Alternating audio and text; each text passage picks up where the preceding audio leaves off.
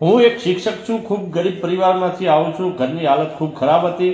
મારા માતા પિતાએ બીજાના ખેતરમાં મજૂરી કરીને મને ભણાવ્યો. મેં પણ ખૂબ મહેનત કરી, અભ્યાસ કર્યો. ઇંગ્લિશ મીડિયમ સ્કૂલમાં મેં નોકરી માટે અરજી કરી. થોડા દિવસો બાદ મને તેમનો ઈમેલ આવ્યો. તેમણે મને ઇન્ટરવ્યૂ માટે બોલાવ્યો હતો. હું એક ગામડામાં રહેતો હતો અને તે સ્કૂલ મારા ઘરથી લગભગ 15-20 કિલોમીટર દૂર શહેરમાં હતી. તે દિવસે સવારે હું સ્કૂલના ગેટ ઉપર પહોંચ્યો. ગેટ ખુલ્લું હતું પણ ત્યાં કોઈ નહોતું. હું પ્રિન્સિપલની ઓફિસ શોધી રહ્યો હતો. ત્યાં અચાનક એક સુંદર યુવતી મને દેખાઈ. તેણે ગુલાબી રંગની સાડી પહેરી હતી. કદાચ તે પણ શિક્ષિકા હશે. મેં મારા જીવનમાં આટલી સુંદર યુવતી ક્યારેય નથી જોઈ. ફિલ્મોમાં જેવું રૂપ હોય એવું જ તેનું રૂપ હતું. તેને એક નજરે જોતો રહ્યો. અચાનક તેણે પૂછ્યું, કોને મળવું છે? ત્યારે મને હોશ આવ્યો કે મેં કહ્યું, મારે પ્રિન્સિપલને મળવું છે. મને ઇન્ટરવ્યૂ માટે બોલાવવામાં આવ્યો છે. તેણે મારી સામે જોયું, એક સ્મિત આપ્યું અને કહ્યું, ચાલો મારી પાછળ આવો. હું તેની પાછળ ચાલવા લાગ્યો. ચાલતા ચાલતા મને પ્રિન્સિપલની ઓફિસે પહોંચ્યા.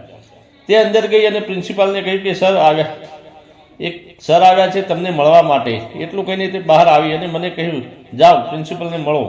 મેં તેને થેન્ક યુ કહ્યું. તેણે મારી સામે જોઈને સ્મિત આપ્યું અને ચાલી ગઈ.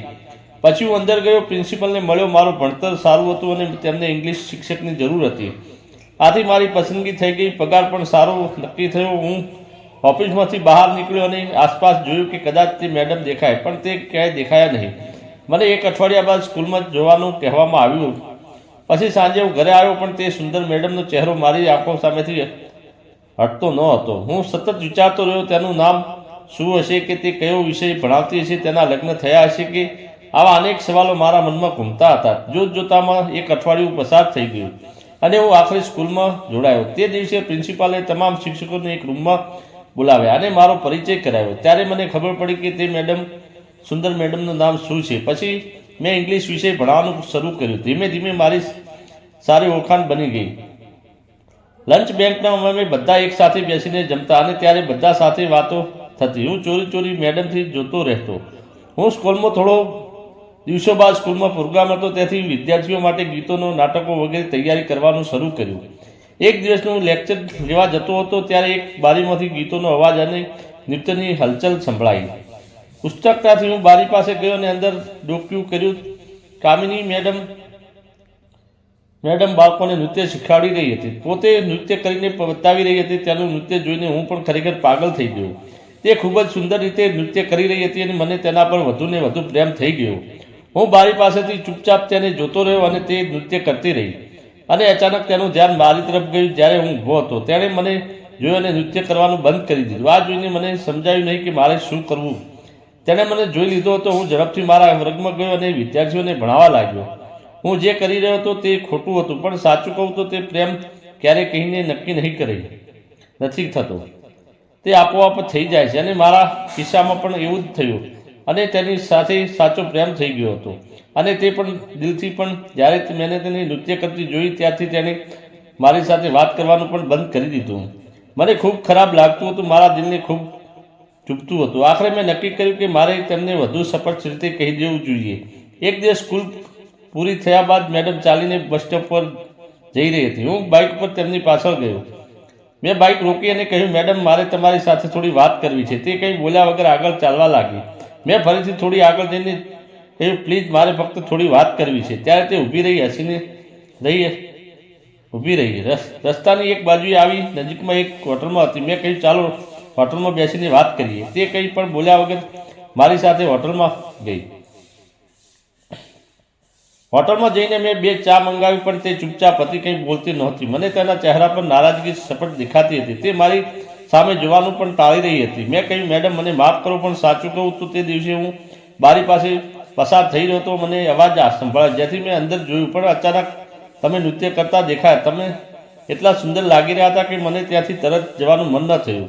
મેં જાણી જોઈને કંઈ કર્યું નથી, પણ તમારું સૌંદર્ય એવું જ છે કે તે નજરને રોકી ના રાખે. હું તે પણ ભૂલી શકતો નથી.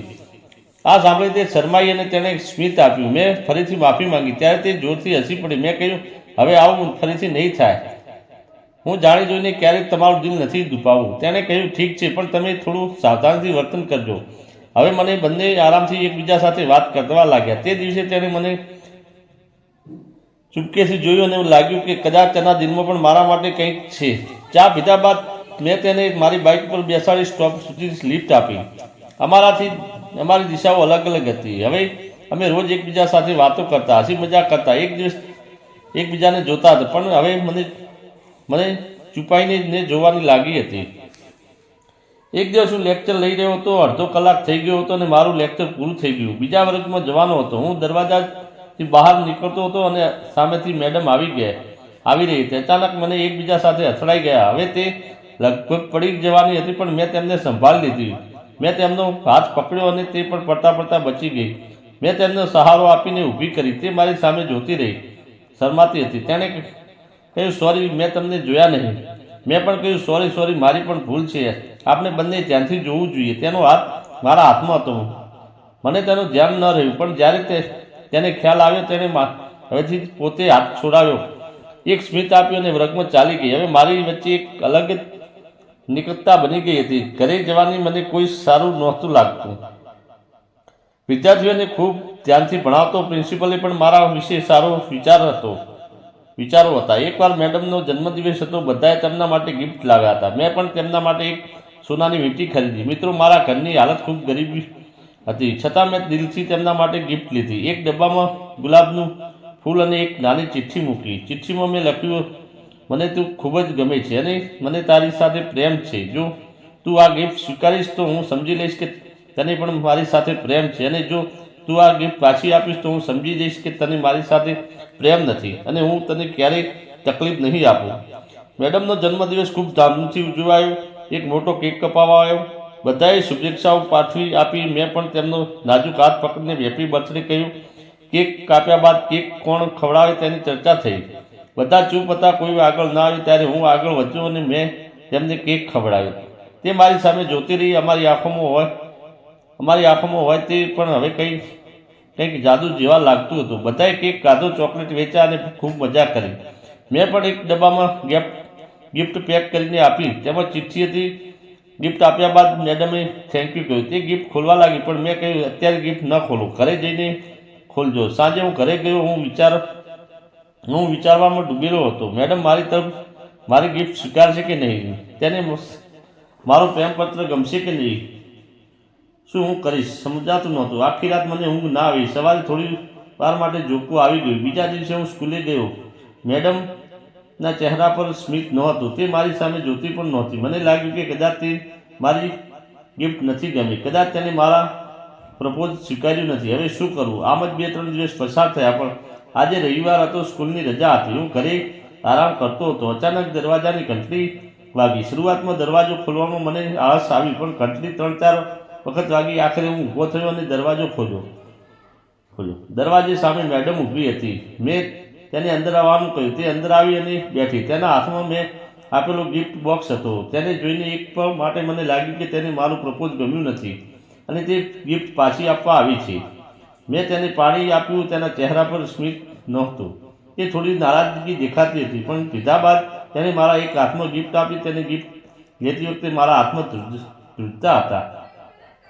તે કંઈ બોલી નહીં, ફક્ત એટલું કહ્યું કે ખોલીને જુઓ. મેં ધીમે ધીમે ગિફ્ટ ખોલવાનું શરૂ કર્યું. જ્યારે મેં બોક્સ ખોલ્યું, તેમાં એક ચિઠ્ઠી, એક વીંટી અને એક ગુલાબ ફૂલ હતું.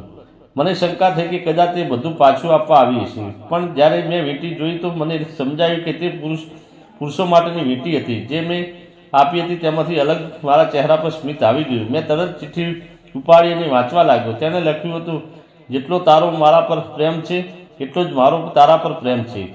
તારી મેડમ. આ વાંચીને મારી આંખોમાં આંસુ આવી વહેવા લાગ્યા. હું ઊભો થયો. મેડમ પણ ઊભા થયા. તેની આંખોમાં પણ પાણી હતું. અને પછી મેં મેડમને ઉંચકીને મારા રૂમમાં લઈ ગયો.